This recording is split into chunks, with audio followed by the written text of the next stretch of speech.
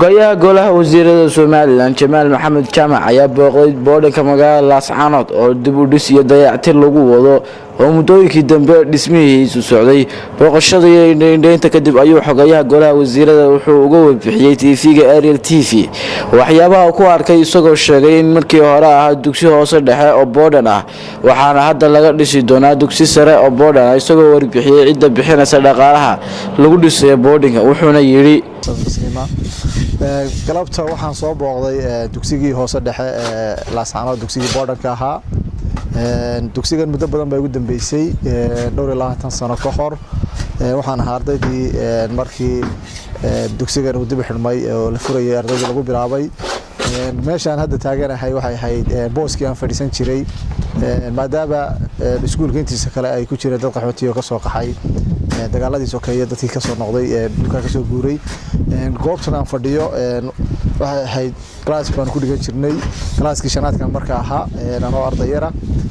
Ma jirin iskuul habaysan, ma lahayn kuraas, ma lahayn meel wanaagsan oo la fadhiisto. Halkan ayaa waxaa noo ooli jiray daasado.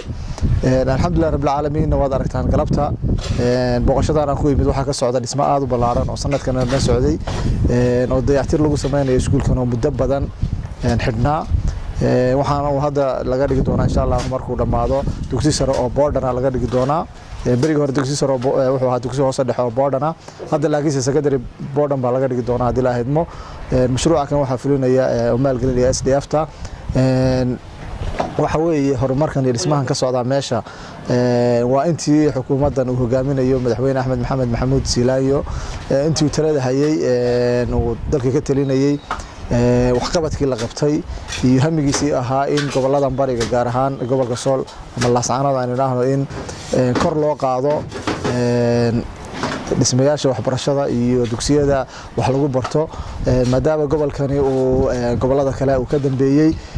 siyaasadda madaxweynaha ayaa waxay ahayd in gobolada kan aad loo horumariyo, la soo gaarsiiyo gobolada galbeedka oo wax badan laga qabtay.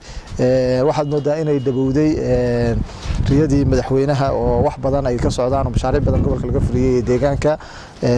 waxqabadkiisana insha Allah ama waxqabadkaasna la soo bandhigi doono dhaqso isagoo dhameystiran. waxyaalaha sababay in ay sidan noqoto oo xagga qadarta rabbi marka laga yimaado waxa weeye gobolkan madaxweynaha iyo xukuumadda uu hogaaminaya in badan bay xagga shaqeynayeen nabadgelyada, culays badan iyo dhaqaale badan bay ku baxay.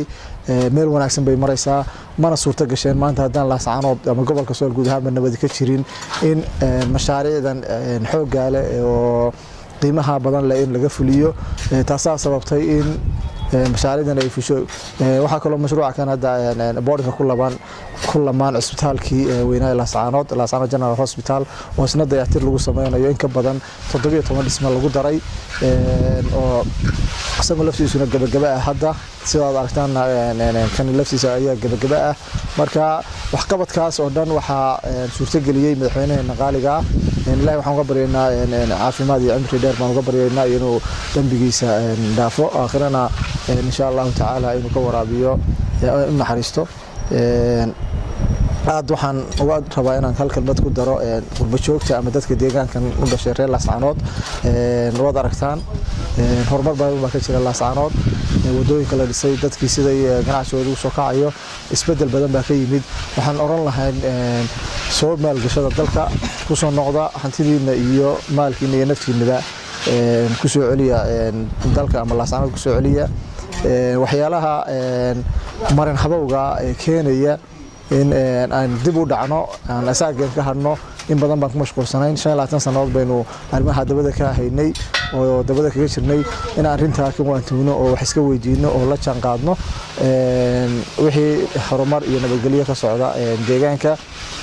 sidoo kale waxaan aan burinayaa dadka localka ama Laascaanood degan in ayna midnimada iyo walaaltinimada ka shaqeeyaan iyo nabadgelyada horumarkana ay adkeystaan. salaam. Farxaan Maxamed Aidiid, TV-ga Ariel magaalada Laascaanood.